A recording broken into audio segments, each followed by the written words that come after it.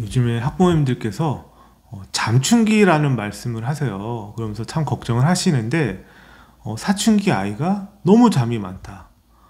공부하는 건지 잠을 자는 건지 너무 걱정이 된다라고 하시는 분들이 많습니다. 이 부분에 대해서는 일단은 학부모님들이 오해하시는 부분도 있는 것 같아요. 이 오해를 풀어드리고 어떻게 하면 우리 학생들이 건강한 성장과 발달 그리고 학업적인 성취를 이뤄갈 수 있을지 한번 이야기 나눠보겠습니다. 사춘기에 우리 아이들 잠이 많아지는 겁니까? 우선은 이 신체 발달 상으로는 잠이 많아지는 게 맞을 것 같아요. 그러니까 몸의 변화도 있고 호르몬의 변화가 있기 때문에 특히나 이런 잠자는 시간에 이런 호르몬 분비가 왕성하다고 합니다. 그래서 잠은 많아질 수밖에 없다라고 합니다. 그 청소년기의 성장 호르몬이 이제 왕성하게 분비되고 이로 인해서 수면의 사이클이 어린아이와 또 혹은 성인과는 조금 달라진다라고 해요. 그래서 밤늦게 눈빛이 초롱초롱하고 그리고 아침잠이 많아진다든지 이런 것들은 일반적으로 자연적인 현상으로 봐야 됩니다. 그리고 이런 잠을 충분히 자지 못했을 때 우울감이나 학습 의욕이 저하되고 그리고 어떤 학생들이 조화로운 성장에 이제 저해 요인이 된다고 해요. 그래서 잠은 푹 자는 게 좋다.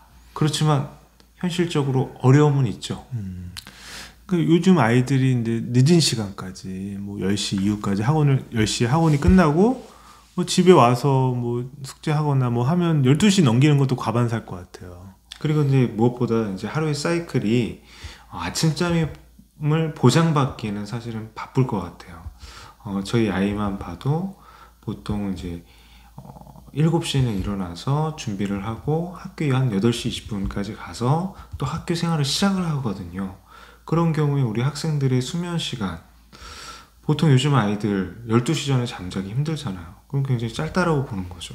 그리고 우리 대현 선생님이 말씀하신 것처럼 참 휴식이 있거나 어떤 여가를 충분히 즐기는 삶을 살기보다는 항상 정해진 사이클에 의해서 학원, 공부, 학교 생활 이게 계속 반복이 된단 말이에요. 굉장히 힘들겠어요, 아이들. 예, 그 아이들이 그리고 근데 자기 전에 근데 많이 핸드폰으로 스트레스를 풀면서 자거든요. 근데 그런 것들도 이런 깊은 수면에 충분한 이런 수면도 단계가 있다고 하더라고요. 뭐 이런 렘 수면 뭐 이런 거에 하기 좀 장애를 이렇게 방해를 하는 게 아닐까라는 생각도 듭니다. 렘 수면이 뭔데요?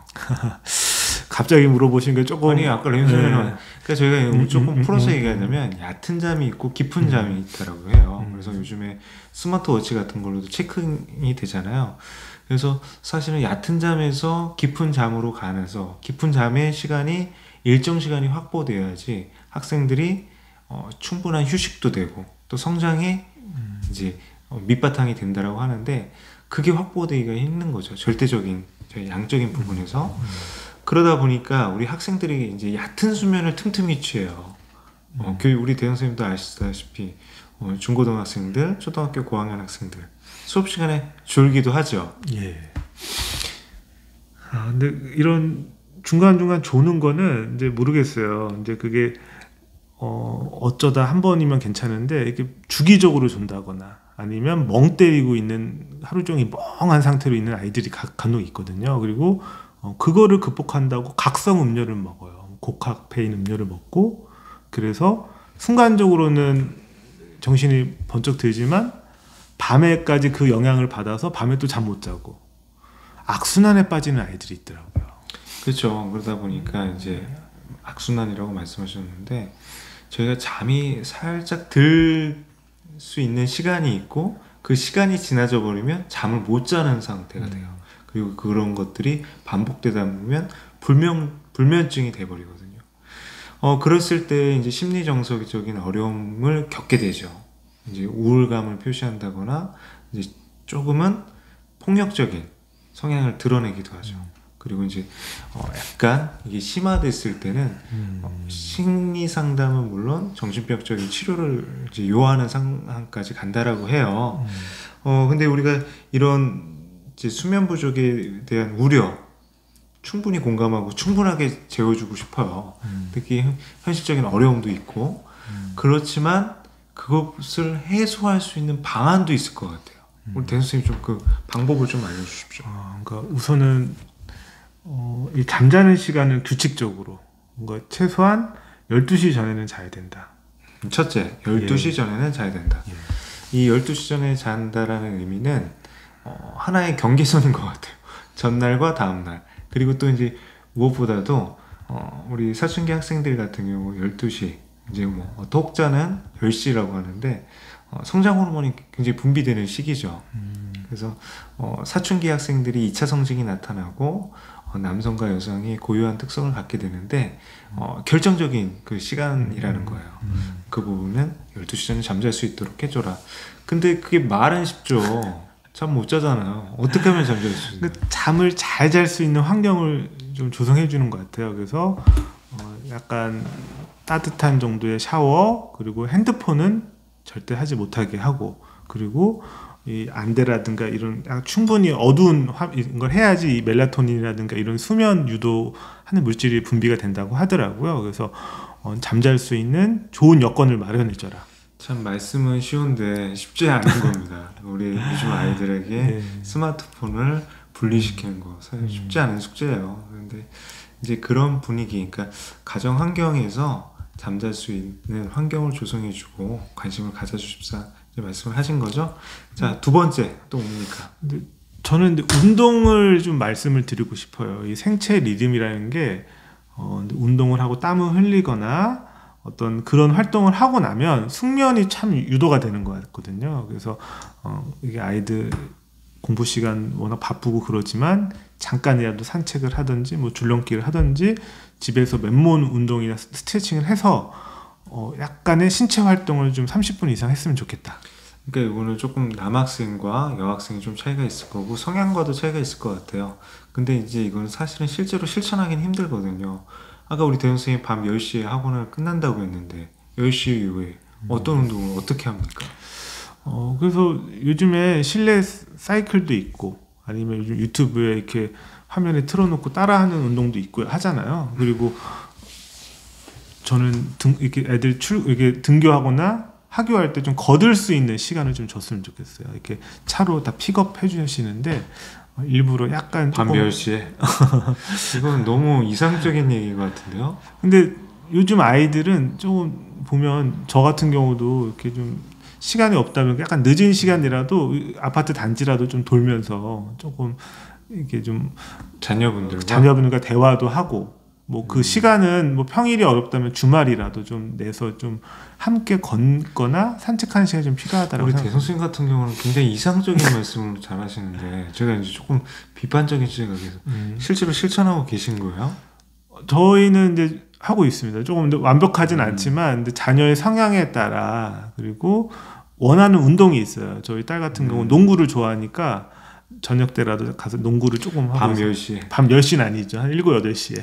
근데 아까 밤 10시에 근데 끝나는 우리 꼭 학원이 꼭 10시에 끝나는 학원은 뭐 고등학교는 그렇지만 뭐 초, 중 학생들은 매일같이 그게 10시에 끝나지는 않을 것 같아요. 그래서 제가 좀 정리를 해볼게요. 그러면 이거는 사실 이상적이고 실천하기 어렵다고 생각하지만 실천해야 됩니다. 부모님도 늦게 퇴근해서 피곤하시고 힘드시지만 아까 가벼운 산책을 말씀해 주셨고 집안에서 할 수 있는 스트레칭들 많을 것 같아요. 그리고 그 스트레칭들이 사실은 보기에는 운동이 안 되는 것 같지만 굉장히 또 운동 효과는 탁월하거든요. 자세 교정이라든지 어떤 심신의 안정이라든지 또 운동의 효과도 있어요. 그러니까 근력 운동의 성격이 있다면 이제 그런 운동을 해라. 그 부분 참 저는 부끄럽습니다. 실천하지 못하고 있는데 실천을 하겠습니다. 그리고 자, 이제 세 번째 학원가에 가면 커피숍에 이게 중고등학교 아이들 그렇게 큰 사이즈 아메리카노를 먹고 있더라고요. 혹은 뭐 특정 카페인, 고카페인 탄산 음료를 먹고 있는데 근데 그런 것들을 꼭 마셔야 되면 시간을 정해놓고 6시 이후엔 마시지 말고 한 되도록이면 점심때 정도까지만 마셔라.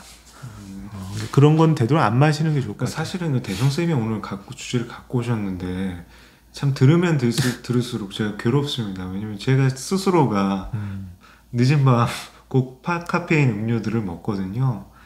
저도 반성이 많이 되는데 참 이상과 현실은 좀 차이가 있다라는 생각을 해요. 근데 이제 너무나 당연하고 맞는 말씀이고 옳은 말씀이에요. 그래서 이 부분을 조금 실천할 수 있어야 되겠다 생각도 들고, 근데 저는 이제 이런 말씀을 드리고 싶어요. 저 같은 경우도 고카페인 음료 같은 경우들을 절제하는 노력들을 우리 학생들이 해야 될 거는 맞아요. 근데 밤에 들어와서 이 배고픈 거 못 참거든요. 아까 10시에 들어왔어요. 이 야식에 대한 욕구, 우리 한창 성장해야 되는 학생들이 먹고 싶은 게 너무 많단 말이에요. 그럼 부모님들은 우리 아이가 공부했고 고생했고 힘드니까 맛있는 간식을 준비해 주시거나, 또는 뭐 치킨이나 이런 것들을 시켜 먹을 수도 있고, 이런 것들 많이 먹는단 말이에요.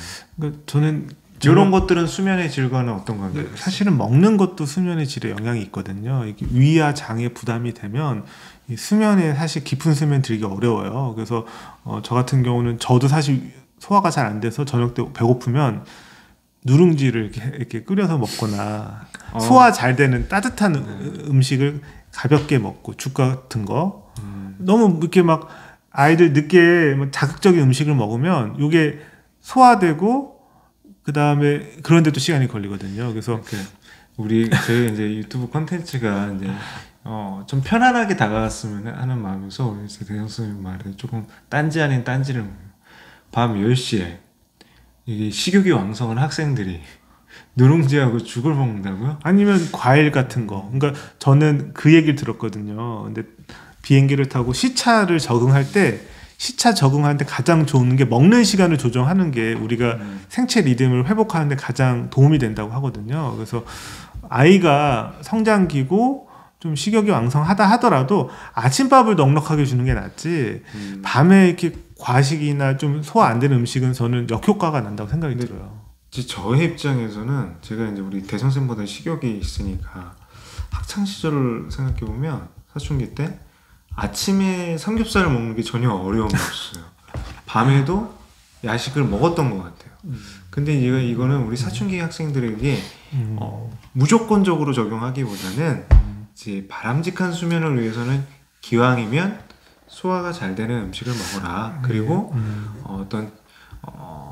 저희가 어떤 지방이나 이제 소화가 힘들고 우리 학생들이 이제 부담스러워하는 음식보다는 이제 고단백, 저칼로리 음식, 그리고 이제 아까 말씀해 주신 것처럼 요즘에 이제 견과류나 이제 단백질 파우더 한 끼 대용으로 먹을 수 있는, 그리고 포만감을 주면서도 소화가 빠른 것들이 있어요.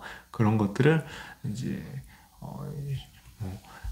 쉐이커 형태로 준다든지 해서 그 늦은 밤에 먹는 음식들이 우리 몸에 얼마나 유해할 수 있는지에 대해서 자녀분들에게 충분히 설명하시고, 우리 학생 상황에 따라서 조금씩 조절하는 게 맞을 것 같아요.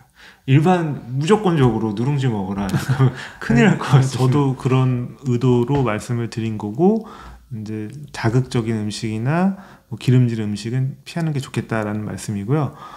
그 다음에 마지막으로 저는 네 번째 솔루션이네요. 그러니까 아이들이 이제 한번 무리를 하면 회복할 수 있는 시간을 줘야 된다. 시험 기간이 끝났으면 조금 충분히 휴식을 취해서 정상적인 일상적인 루틴으로 돌아야 되는데, 그렇지 않고선 계속 이렇게 달리면 소진이 되는 것 같아요. 그래서 그런 거, 체력은 약간 페이스 관리가 좀 필요하다는 생각이 듭니다. 예전에 저희가 이제 2022년 트렌드 코리아에서 바른생활 루틴이를 말씀하셨었잖아요. 그런 맥락에서 우리 학생들의 루틴도 일정하게 그리고 관리해 주는 게 필요하다라는 말씀을 해주셨고, 그리고 이제 저는 이제 그런 것들, 오늘 이제 내용들을 정리해 보면서 느낀 게 뭐냐면, 사춘기 학생들이 잠을 많이 자는 것은, 그리고 이제 자도 졸린 것은 어떻게 보면 당연한 현상이다. 그리고 그건 분명히 개인차가 있을 것이다. 그런데 이제 그런 수면을 보장할 수 없다라면 우리 학생들이 건강한 성장과 발달, 그리고 학습에 있어서 어려움을 겪지 않도록 당연한 것들을 지켜주면 좋겠다. 그 당연한 것들을 아까 우리 대선 선생님이 4가지로 말씀해 주신 거잖아요. 그런 것들을 실천하는 노력들을 해야겠다. 그리고 저는 이제 굉장히 찔리는 게, 우리 학생들뿐만 아니라 우리 대성쌤이나 저도 실천해야겠다라는 이런 생각을 해봅니다. 우선은 청소년기의 짧은 수면은 이런 건강이나 뭐 비만, 과체중을 유도한다기도 하고요.